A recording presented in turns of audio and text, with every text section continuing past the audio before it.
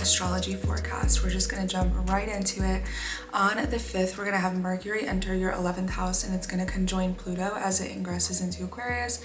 This is pretty intense. There's going to be some conjunctions between Pluto throughout the month, which is always going to bring an intensification to power and control dynamics, things that you are powerless to, anything around fears or truths that need to be revealed, and Mercury being the planet of communication. So speaking, talking, writing, using your voice, any modality of really getting from point A to point B, or like getting your message across to somebody, whether that's speaking, texting, emailing, even like the thoughts that you're having can be a little bit more on edge this day. It doesn't have to be bad. It can actually be very profound and transformative, and again be kind of tapping into a deeper truth. And again, this is going to be happening in your 11th house. So this is friends, groups, associates, communities that you're a part of, co-workers, acquaintances, social media, really any place that you find your greater sense of belonging in the world, as well as very big dreams and manifestation. So you might be having a profound breakthrough with really what you want in life. It can be having like the right conversation at the right time with somebody that's maybe very powerful, or making, a post that goes viral in a very big way.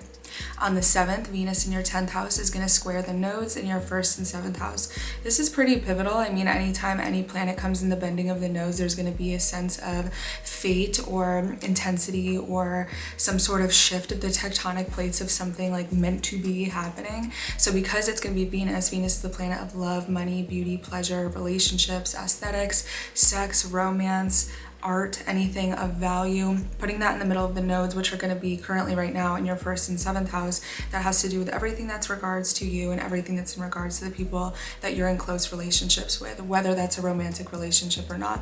So it's very much going to put an emphasis on you and other people, you and your interpersonal relationships, you and even business partnerships, enemies, or people that you have to work one-on-one with like a shared goal. And putting Venus in that 10th house of your career sector, at the bending of that, there might be, again, like speaking to the right person at the right time. There can be a really good opportunity. There can be some sort of partnership or collaboration that you kind of lean into that ends up being very beneficial for you, your career, your public image, your reputation, the way that people view you. Very pivotal moment. On the 8th, the sun is going to square Uranus. This is usually just a day of unexpected things, flukes of nature, maybe even taking like a new unexpected approach towards something, getting out of your typical routine, trying something new. It could be something as mundane as like ordering something different at the coffee shop than you usually get, or even taking a risk and like liberating yourself from something, quitting your job, anything intense. This is for everybody across the board.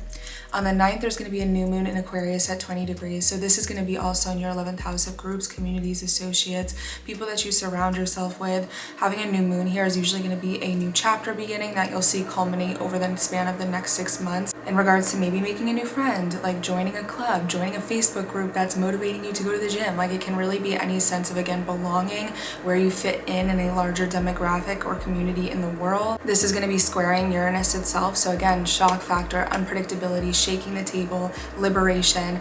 At times this can be a little bit uncomfortable. I would say typically a new moon in Aquarius isn't like the most emotional, profound thing. It's usually something that's like a stoic, sobering new beginning, where you're just like, okay, I'm starting this, or okay, I'm detaching myself from this thing and starting it new. It's like waking up and just deciding I'm a different person today. I'm going to do things differently, especially with that influence of Uranus. So again, this is going to be in your 11th house of the people that you associate with, and you're going to be having that square to Uranus in your 2nd house of finances, things that belong to you, things that you invest in both financially and energetically, things that really like belong to you and you only. There could be a really good opportunity, honestly, to make money or gain support from other people around you that you are able to influence. On the 10th, Mercury is going to square Jupiter for everybody. So this is usually like, speaking big and beyond. It's like talking up a big game. You want to make sure if you talk the talk, you can walk the walk as well. At the very worst, this can be boastful or overindulgent or functioning from a place of excess. But at the very best, it's very positive. It's very optimistic. It has a lot to do with good fortune, opportunities, seeing things in a more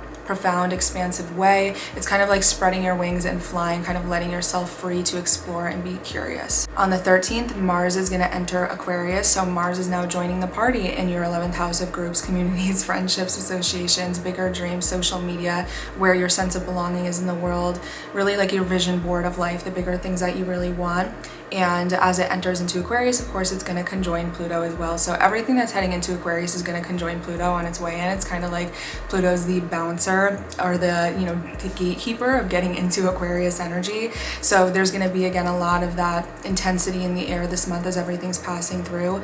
I would say with Venus conjunct Pluto, this can be a lot of intensity around finances, again, love, beauty, money, relationships, anything that kind of adds a sense of edge, truth, profound intensity or transformation or change or letting go when it comes to those themes. I actually jumped ahead, I'm sorry. On the 13th, Mars is entering Aquarius, and then on the 16th, Venus is entering Aquarius, both of which again have to pass through Pluto to get in. So Mars conjunct Pluto can actually be quite dangerous and intense. I would say, you know, I'm using the word intense a lot because I always reserve that for Pluto, but with Mars conjunct Pluto, you're taking a malefic that has to do with like anger and war and aggression and confrontation and being very direct and assertive and adding that intensity to it. So this is kind of like breaking barriers. It's getting past your limitations. It's pushing forward. It's being very aggressive in your approach. It's kind of like, you know, not letting anything get in your way, relentlessly pursuing something, even if it's scary, even if it's intimidating, even if there's like this sense of rule breaking involved. The middle of the month looks a little bit rebellious and intense when it comes to really going after what you want. This is Valentine's Day, so I'm interested to see how this all comes together, but I'm definitely keeping an eye on that. On the 17th, Mercury is going to square Saturn for everybody. So this can add just a general sense of like edge and restriction and limitation to the way that we're communicating. It kind of feels like we're biting our tongue. It feels like we have to shut our mouth. It feels like we can't really say what we want to say. Or maybe there's even a moment of like tough love, or having to kind of just accept something even though it's not really what we want, but it's what we have to do. There can even be like a sense of just responsibility. It's like waking up on, you know, a day that it snowed and you're really hoping you get to be called out of work, and then you're like, oh my god, I still have to go in despite the fact that I just want to sleep in today. So there's an edge when it comes to communication being, again, a little bit more stoic, a little bit more sobering, maybe a little bit more cold and reserved, but very focused on the practical, logical side of things. Venus is still going to be conjunct Pluto at the time too, so this could even be showing up in relationships, business partnerships, enemies, the people that you're very close to, again, finances as well, money. This is all going to be happening though, again, in the sense of how you relate to other people, how you fit in with other people, groups, co-workers, acquaintances, social circles, your group chat, things like that. On the 19th, the sun is going to enter Pisces, so we're going to be taking the sense of attention, illumination, just the general light of the sun, and putting that focus and attention onto your 12th house, which is dreams, sleep, your intuition, your psychology, your mental health. It's anything from the very positive effects of like healing and therapy and really feeling like you are letting go of things and sort of regenerating. And then the other side of that would be addiction, escapism, really ruminating on things, having unresolved pain kind of come to the surface. You deal with this every year. It's nothing that's like, you know, insane or happens once in a lifetime, so it's nothing to be worried about. It's just going to probably take you into a little bit more of a place of solitude and looking inward, and maybe saying no to plans because you want to do things more in private and sort of do this self-reflection. It can be very therapeutic if you allow it to be. Lots of journaling, lots of shadow work, things like that. On the 22nd, Venus is now going to conjoin Mars again in your 11th house, so this is sort of like a push-pull cat and mouse dynamic when it comes to both there being the availability of pleasure, but then the frustration of like confrontation. So this is kind of like, you know, when we see in old love movies, this pursuit of the trope of like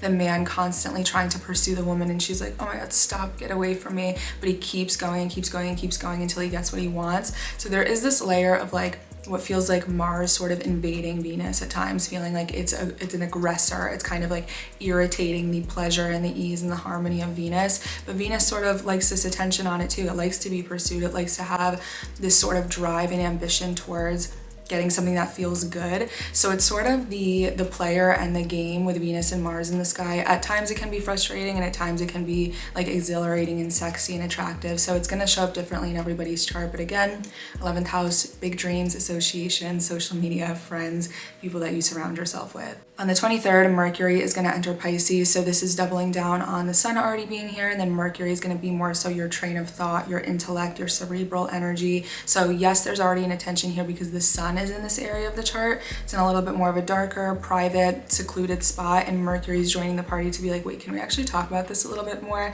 and kind of open your mind and your intellect to focus more again on psychology, mental health, your dreams, your intuition. You might even be feeling a little bit more spiritual, like you could be trying to do like meditative practices or listening to like subliminal affirmations, things like that. It doesn't have to be super woo-woo. It could simply be, again, that you're just like, I'm really wanting to work on myself and create better habits, but in order to do that, I know that I have to like look inward a little bit and just kind of like hang out by myself to kind of recalibrate. On the 24th, there's going to be a full moon in Virgo at 5 degrees. So full moons are generally always going to be like a sense of ending, a chapter closing, kind of shutting the door on something that began 6 months ago. So equally how we had a new moon in Aquarius on the 9th of February, that's going to be the closing of a chapter, I'm sorry, it's going to be the new beginning of a chapter that we'll see in 6 months. So this full moon in Virgo is the ending of a chapter that began 6 months ago. So think back to probably like, I would think back to honestly like second half of August, first half of September. That'll probably give you a little bit of a window just to look back on. It doesn't have to be one pinpointed date, but just look back in your camera roll, your notes, your texts, like what were you doing then? What were you thinking about? Where was your head at? Because this is going to be that full circle sort of moment with that. And this is in your 6th house of work, health, routine, lifestyle, anything from like your dietary habits to what's going on with your coworkers and the actual labor that is required of your job, any lifestyle changes. Again, this kind of coincides with that 12th house balance of mental health and what's going on internally versus physical health and what's happening in your practical world, and kind of finding a balance between the two. Again, it's going to show up differently in everybody's chart. It could be as extreme as leaving a job or fighting with a coworker or having like a very big moment show up when it comes to like a diagnosis with your health, or something as simple as you, I don't know, get rid of the pet that you recently had, or you have to change some things in your diet, or you just pick up a new routine at the gym. Selling your pet was like an extreme example. I don't know why I acted like that was a small deal. On the 25th, Venus is going to square Jupiter. This is typically going to be like one of the luckier and more harmonious feel-good transits. Anytime Venus and Jupiter come together in the sky, even if it's in a harsher aspect, it's usually going to be a good day because we're taking both benefics, both planets that want to give us, you know, good things and opportunities and sprinkle some fairy dust on us, and we're kind of having that dance with them in the sky. So in your case, Venus is going to be, again, in your 11th house of groups, communities. I think you get the pattern here. And then Jupiter is going to be in your 2nd house of money, belongings, possessions, investments, both financial and energetic. There seems to be a little dance that's happening in the sky between the support that you get from other people or the lack of support, but I would say it's probably generally good support and things that are pouring in from other people, whether it's sales from going viral on social media, or having your friends root you on, or having the people that you surround yourself on like really being like, yeah, you should start your own business, and kind of rooting for you like that, affecting your finances or affecting the things that belong to you. So it looks like there's something between money and people that support you going pretty well. And if it's not financially related, I would say it's something in regards to like your self-worth and your personal values changing with like the really big dreams that you want and kind of aligning you in a better way. On the 28th, Mercury is going to conjoin Saturn now. So we had that little square between Mercury and Saturn on the 17th in the middle of the month, and now this conjunction is probably going to resurface the themes that were happening in the middle of the month and make them a little bit more intense now. It's kind of like a boiling point. It's getting more to having to accept maybe what that tightness, that restriction, that limitation, that seriousness, that responsibility was that was happening in the middle of the month. Same themes when it comes to feeling like we have to shut our mouths, or feeling like we have to kind of smack ourselves on the wrist, or feeling like we have to maybe just suck it up in a way and kind of do what we need to do again, rather than maybe what's most comfortable, what we really wanted, what makes us feel very warm and cozy. This doesn't always have to be a bad thing. It can simply be that like you're getting more productive and you're like, I really want to overeat all these sugary things, but I'm really trying to be better at these goals that I set for myself. So it can be productive in the sense of like being more adult, being more responsible, knowing that the stoicism of it all, pain can sometimes be like the best thing for us. And that is your month of February, Aries. So enjoy. Let me know what's going on with you guys. I really love when you tell me what's going on in your personal lives in the comments, because yes, it's based off of your rising sign, so you get to see, you know, generally what's happening in the sky for you, but it's so cool when multiple people are like, yes, I am moving, or yes, I did get a new career. So I'd love to hear what's going on in your guys' personal lives. If you want to book a personal reading to see how this more so applies to you on a very specific level, you can book a personal reading. I have astrology readings, I have tarot readings, and if you want to get just a report or learn astrology, everything that you need will be linked in the description below. If you want to keep up with me on any other socials, those will all be linked below as well. Thank you for watching, and I will talk to you soon. And happy Valentine's Day.